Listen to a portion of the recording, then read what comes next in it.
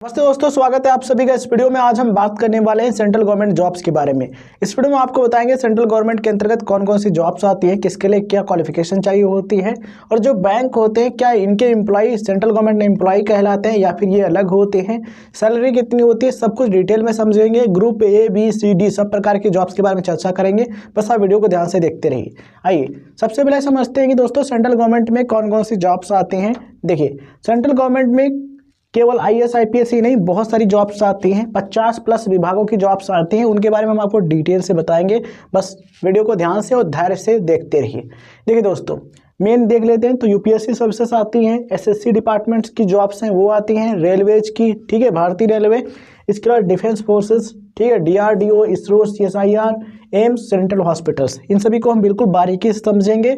बस आप वीडियो को ध्यान से देखते रहिए। चलिए, एक कंफ्यूजन रहता है सभी के मन में कि जो बैंक वाले एम्प्लॉय हैं और जो सेंट्रल गवर्नमेंट एम्प्लॉय क्या दोनों सेम होते हैं या अलग होते हैं। तो देखिए, जो बैंक हैं जैसे कि SBI मतलब कि state bank of India, bank of Baroda मतलब BOB, PNB यानी कि पंजाब नेशनल बैंक, ये जो बैंक हैं ये सभी सरकारी बैंक, ठीक है, ये सरकारी बैंक हैं। लेकिन इनके जो एम्प्लॉय हैं वो कर्मचारी इनके जो हैं वो पब्लिक सेक्टर एम्प्लॉय कहलाते हैं, ना कि सेंट्रल गवर्नमेंट एम्प्लॉय। क्योंकि इनके मतलब जो मालिक है, ये जो बैंक हैं, इनका जो स्वामित्व है वो गवर्नमेंट के पास होता है, लेकिन जो नियम शर्तें हैं वो जो बैंक है वो अपने हिसाब से डिसाइड करते हैं, ठीक है। तो कुल मिलाकर के ये सेंट्रल गवर्नमेंट जो एम्प्लॉय हैं वो नहीं कहलाते हैं, ये कहलाते हैं पब्लिक सेक्टर एम्प्लॉय। कौन? बैंक वाले। तो ये जो बैंक है, ठीक है, ये PSU बैंक है, ठीक है। तो इनके जो एम्प्लॉय हैं पब्लिक सेक्टर एम्प्लॉय कहलाएंगे, ना कि central government employ. Central government jobs जो होती है उनके जो जॉब के नियम होते हैं, सैलरी सुविधाएं होती है वो अलग होती है, इनका सिस्टम थोड़ा अलग रहता है, ठीक है। इतना समझ के आप चलो। देखिए, अब बात कर लेते हैं दोस्तों सेंट्रल गवर्नमेंट के अंतर्गत कौन कौन सी जॉब्स आती है, उस पर चर्चा कर लेते हैं। तो ये जॉब्स आप देख पा रहे होंगे, UPSC, रेलवे, ठीक है, डिफेंस में UPSC में IAS IPS IFS IRS, ठीक है, रेलवे में station master, junior engineer RRBJ का, इसके अलावा लोको पायलट, डिफेंस में आर्मी, नेवी, एयरफोर्स की जॉब्स होती हैं, और DRDO, इसरो के जो वैज्ञानिक मतलब कि जो साइंटिस्ट के पद होते हैं वो, एम्स में मेडिकल और नर्सिंग कैडर के पोस्ट, SSC में CBI, income tax, ministry of external affairs, ठीक है, ये सभी इसके अंतर्गत आते हैं। किसके? सेंट्रल गवर्नमेंट के अंतर्गत, जो भारत सरकार है उसके अंतर्गत आते हैं। देखिए, अब यहाँ पर हम समझने वाले हैं कि group A B C D में क्या फ़र्क है, कौन सा एग्ज़ाम किस जॉब के लिए है, सैलरी कितनी होती है, फैसिलिटीज़ एंड बेनिफिट्स क्या है, और PSU सेंट्रल गवर्नमेंट और रेलवे, डिफेंस, इन सभी में अंतर क्या है, इस पर भी चर्चा करेंगे। यहाँ पर आप देख पा रहे हैं जॉब क्लासिफिकेशन, ग्रुप A से लेकर के ग्रुप D तक की जॉब्स है उनका क्लासिफिकेशन, वर्गीकरण किया गया है डिटेल में। तो सबसे ऊपर आप देख पा रहे हो ग्रुप A की जॉब्स है, ठीक है। ग्रुप A में कौन सी होती है? हाईएस्ट अथॉरिटी वाली, मतलब सबसे ज़्यादा पावर वाली जो होती है, जो प्रशासनिक पोस्ट होती है वो होती है, ठीक है। ये होती है गैजेटेड पोस्ट, ये गैजेटेड पोस्ट होती है, मतलब इनके जो अधिकारी बनते हैं वो गैजेटेड अधिकारी मतलब कि गैजेटेड ऑफिसर होते हैं। तो इसमें एग्जाम्पल जैसे देखें कि इंडियन एडमिनिस्ट्रेटिव सर्विस यानी कि IAS IPS IFS IRS, DRDO, ISRO scientist, ठीक है, CDS के ऑफिसर्स जो होते हैं ये सभी आती है किसके अंतर्गत? ग्रुप A के अंतर्गत। इनके लिए क्वालिफिकेशन क्या चाहिए होती है? ग्रेजुएशन या फिर पोस्ट ग्रेजुएशन। कुछ पोस्ट हैं जैसे कि UPSC सिविल सर्विसेज के लिए ग्रेजुएशन चाहिए होता है, कुछ पोस्ट होती है उनके लिए पोस्ट ग्रेजुएट स्टूडेंट्स ही अप्लाई कर सकते हैं, ठीक है। स्टार्टिंग सैलरी 70,000 से लेकर के 2.5 लाख रुपए तक होती है, इससे ज़्यादा भी हो सकती है अलग अलग सुविधा हिसाब से, ठीक है। तो इस तरीके का रहता है सैलरी स्ट्रक्चर। ये रही एलिजिबिलिटी और ग्रुप A का एग्जाम के बारे में हम आपको आगे वीडियो में डिटेल से बताएंगे। बस आप जितना बता रहे उतना समझते चलिए, ठीक है। अब बात करते हैं ग्रुप B की। ग्रुप B में भी ऑफिसर और इंस्पेक्टर लेवल के पोस्ट होते हैं, एग्जाम्पल ASO, ठीक है, और income tax inspector, CBI sub inspector, junior engineer, इस तरीके के पोस्ट इसमें होते हैं। एलिजिबिलिटी क्या चाहिए होती है? ग्रेजुएशन, ठीक है। और JEE के लिए डिप्लोमा वाले भी अप्लाई कर सकते हैं, डिप्लोमा इन इंजीनियरिंग के BTech वाले अप्लाई कर सकते हैं। स्टार्टिंग सैलरी 45,000 से 75,000 रुपये तक होती है पर मंथ की। उसके बाद आता है ग्रुप C, इसमें होती है क्लरिकल और ऑपरेशनल लेवल की पोस्ट, ठीक है, जैसे कि clerk, data entry operator, station master, constable, इस लेवल की पोस्ट होती है। एलिजिबिलिटी क्या होती है? 12th या फिर ग्रेजुएट। कुछ पोस्ट है उनके लिए 12th पास स्टूडेंट्स अप्लाई कर सकते हैं, कुछ पोस्ट है उनके लिए ग्रेजुएट स्टूडेंट्स अप्लाई कर सकते हैं। स्टार्टिंग सैलरी 25,000 से 40,000 रुपये तक होती है, इससे ज़्यादा भी हो सकती है, पोस्ट पर डिपेंड करता है, ठीक है। उसके बाद आता है ग्रुप D, ठीक। ग्रुप D में जो पोस्ट होती है वो एंट्री लेवल की, मतलब सपोर्ट लेवल की होती है। जैसे कि ऑफिसर कोई है, ठीक है, उसके अंडर में जो काम करने वाले हैं तो वो जो होते हैं ये होते हैं, ठीक है, उनको सपोर्ट प्रोवाइड करवाने वाले। तो जैसे कि मल्टीटास्किंग स्टाफ यानी कि एमटीएस की जो पोस्ट होती है वो हेल्पर, ट्रैक मेंटेनर, ये सभी आती हैं। और इसके लिए 10th पास अप्लाई कर सकते हैं। सैलरी 18,000 से 28,000 रुपये पर मंथ तक की होती है, ठीक है। तो ये सिस्टम है। यहाँ पर देखिए मेन चीज़ को समझिएगा, ये अथॉरिटी लेवल आप देख पा रहे होंगे, नीचे से लेकर के ऊपर तक जा रहा है। तो सबसे ऊपर कौन सी है, ये जो हाईएस्ट अथॉरिटी की पोस्ट है IAS IPS वाली, ये बिल्कुल टॉप वाली है, ज़्यादा पावर है, ज़्यादा अधिकार इनके पास है, ठीक है। और यहाँ पर नीचे देख पा रहे हो की पॉइंट्स, ग्रुप ए में पावर एंड डिसीजन मेकिंग सबसे अधिक है, मतलब कि ये निर्धारित करते हैं कैसे क्या सिस्टम चलेगा, नीतियाँ बनाते हैं और सिस्टम देखते हैं, ठीक है। और ग्रुप सी वाले सबसे ज़्यादा वैकेंसी देते हैं। ग्रुप सी वाले सबसे ज़्यादा वैकेंसी जो होती हैं ग्रुप सी की, ये clerk, DO, station master, constable, इस तरीके की जॉब्स। और बी और सी में क्या होता है, ग्रेजुएट्स के लिए बेस्ट ऑप्शन है। जो ग्रेजुएट स्टूडेंट्स हैं, ग्रेजुएशन वाले, जैसे कि BA BSc BCom BTech वाले जो स्टूडेंट्स हैं, उनके लिए ज़्यादा जॉब्स इसमें निकलती हैं। किसमें, बी और सी में, ठीक है। इसमें भी निकलती है लेकिन यहाँ पर लिमिटेड पोस्ट होती हैं। देखो हाईएस्ट अथॉरिटी वाली पोस्ट है तो बहुत ज़्यादा तो नहीं होंगी। देखो मान लो एक ऑफिसर है, ठीक है, उसके अंडर में कई लोग काम करेंगे लेकिन ऑफिसर तो एक ही होगा। और एक ऑफिसर बनने के लिए जो परीक्षा होगी वो भी हार्ड होगी, जो सिलेक्शन का प्रोसेस है वो भी हार्ड होगा, लेकिन जो बनेगा तो उसके पास ज़्यादा अधिकार होंगे, ज़्यादा पावर होगी, ठीक है, और सैलरी भी ज़्यादा होती है।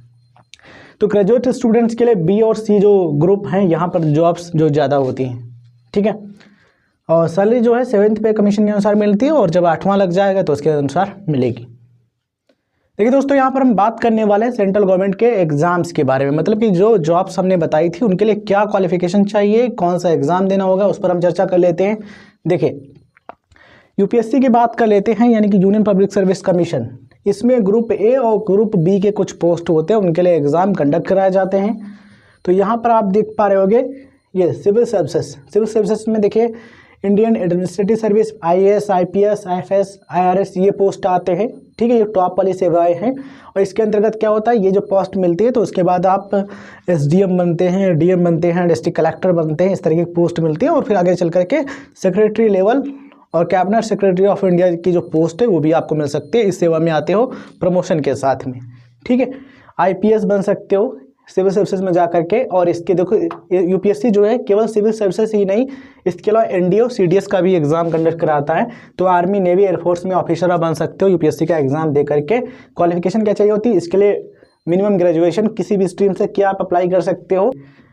अगर आपको आर्मी में जाना है देन किसी भी सब्जेक्ट से आपने ग्रेजुएशन पास किया आप अप्लाई कर सकते हो। बट एयरफोर्स में जाना, नेवी में जाना है तो फिजिक्स, केमिस्ट्री, मैथ आपके पास होना ज़रूरी है, ठीक है, 12th ग्रेजुएशन में, ठीक है। मतलब कि यहाँ पर देखिए CDS लेवल के जो एग्ज़ाम है यहाँ पर अधिकतर इंजीनियरिंग की डिग्री मांगी जाती है, मतलब कि BE या फिर BTech किया तो अप्लाई कर सकते हो, और नॉर्मली भी अप्लाई कर सकते हो नॉन टेक्निकल जो पोस्ट हैं उनके लिए, ठीक है। इसके अलावा IES मतलब कि इंडियन इंजीनियरिंग सर्विसेज, ठीक है, इंजीनियरिंग सर्विसेज का एग्जाम ये भी यूपीएससी कंडक्ट कराता है, इसके लिए इंजीनियर से अप्लाई कर सकते हैं, ठीक है। CMS का एग्ज़ाम, इसमें मेडिकल डॉक्टर्स जो हैं उनका रिक्रूटमेंट होता है, यूपीएससी कंडक्ट कराता है, तो इसके लिए भी उनके पास डिग्री होनी ज़रूरी है। तो ये है ग्रुप ए और बी की पोस्ट, ठीक है, इस पर हम चर्चा कर रहे थे। इसके अंतर्गत कई सारे पोस्ट आते हैं, ये मेन जो चीज़ें हैं वो हम आपको बता रहे हैं। फिर अब बात आती है यहाँ पर SSC की, ग्रुप बी की, ठीक है। इसमें ग्रुप बी और सी की पोस्ट होती हैं। तो इसमें SSC CGL का एग्ज़ाम होता है, combined graduate level exam CGL, ठीक है। इसके लिए क्वालिफिकेशन क्या चाहिए होती है, मिनिमम ग्रेजुएट हो, मतलब कम से कम डिग्री आपके पास है, BSc BTech BCom BA या फिर कोई अदर डिग्री है तो आप अप्लाई कर सकते हो। इसमें CGL में इंस्पेक्टर्स की पोस्ट होती है, सब इंस्पेक्टर की होती है, ASO की पोस्ट होती है, ऑडिटर की पोस्ट होती है। इसके अलावा और भी कई सारी पोस्ट होती हैं। अगर आप देखना चाहते हो कौन कौन सी पोस्ट होती है तो गूगल पर आप सर्च कर सकते हो या फिर यूट्यूब पर आप सर्च कर सकते हो SSC CGL में कौन कौन सी पोस्ट होती है, राइट इन्फो क्लब आ जाएगा, वीडियो देख लेना, ठीक है। CHSL का जो एग्ज़ाम है ये भी SSC कंडक्ट कराता है। इसके अंतर्गत क्लर्क, JSA और डेटा एंट्री ऑपरेटर मतलब कि DO का पोस्ट होता है। और इसके अलावा SSC कंडक्ट कराता है MTS का एग्ज़ाम। इसके लिए क्या होता है, 10th पास जो स्टाफ है वो भर्ती किया जाता है, ठीक है। जो सपोर्ट का स्टाफ होता है वो, जैसे कि MTS में कई सारी जॉब्स आती हैं, वो जो है इसके थ्रू भरी जाती है। इसके अलावा दोस्तों SSC कंडक्ट कराता है SSC GD का एग्ज़ाम, ठीक है। GD का एग्ज़ाम कंडक्ट कराता है जनरल ड्यूटी, GD का फुल फॉर्म होता है। इसमें CAPF मतलब कि सेंट्रल आर्म्ड पुलिस फोर्सेस जो हैं, ठीक है, उनके जो कांस्टेबल लेवल की जो पोस्ट हैं उन पर भर्ती किया जाता है, एसएससी जीडी के थ्रू, ठीक है। सेंट्रल आर्म्ड पुलिस फोर्सेस, मतलब कि ये पुलिस फोर्सेस हैं, ये किसके अंतर्गत आती हैं? सेंट्रल गवर्नमेंट के अंतर्गत आती हैं। देखिए स्टेट की तो अलग है, जैसे उत्तर प्रदेश में उत्तर प्रदेश पुलिस, मध्य प्रदेश में मध्य प्रदेश पुलिस, उत्तराखंड में उत्तराखंड पुलिस, ठीक है, केरला में, तमिलनाडु में वहाँ की पुलिस, इसी तरीके से अलग अलग स्टेट्स हैं, वहाँ की स्टेट लेवल की पुलिस है, ठीक है। लेकिन ये जो पुलिस होती है ना, ये जो पुलिस फोर्सेज हैं, ये आती हैं सेंट्रल गवर्नमेंट के अंतर्गत, ठीक है। ये जो सेंट्रल आर्म्ड पुलिस फोर्सेस हैं, इनके कांस्टेबल जो हैं जीडी वाले, जैसे कि बीएसएफ हो गया, ठीक है, और भी कई सारे हैं पुलिस फोर्सेस, उनके अंतर्गत कांस्टेबल की भर्ती की जाती है एसएससी जीडी के थ्रू, ठीक है। और उसके बाद आता है ये आपका आरआरबी रेलवे, ठीक है। आरआरबी और आरआरसी ये रिक्रूटमेंट के बोर्ड के नाम हैं, रेलवे के अंतर्गत आते हैं, भारतीय रेलवे के। इसमें एनटीपीसी की जो एग्ज़ाम होता है ना, एनटीपीसी एग्ज़ाम, इसके through station master, ticket clerk या फिर कुछ अदर पोस्ट है वो भरे जाते हैं इसके थ्रू। देखिए यहाँ पर एनटीपीसी का जो एग्ज़ाम है, इसके लिए कुछ पोस्ट जो हैं उनके लिए ग्रेजुएशन वाले अप्लाई कर सकते हैं, कुछ पोस्ट हैं उनके लिए 12th पास भी अप्लाई कर सकते हैं, डिपेंड करता है कौन सी पोस्ट के लिए अप्लाई कर रहे हैं, ठीक है।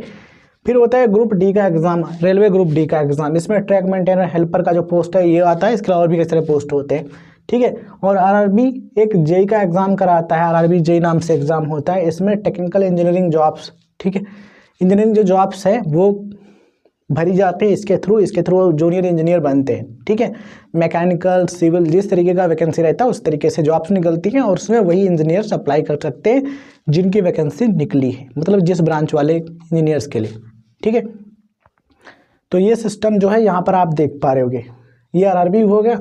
और पीएसयू में बात कर लेते हैं, तो देखिए तो पीएसयू जो बैंक है ये सेंट्रल गवर्नमेंट जॉब्स नहीं है, इस चीज़ का ध्यान रखिएगा, क्योंकि ये गवर्नमेंट के अंतर्गत तो होती है, मतलब कि ये जो भारत सरकार है वो इनकी मालिक है, ठीक है, उनका जो स्वामित्व है, ठीक है, वो भारत सरकार के पास है। लेकिन जो नियम और सिस्टम चलाना है, नीतियाँ बनाना है, उस कैसे क्या चलाना है वो अपने आप बैंक देखता है।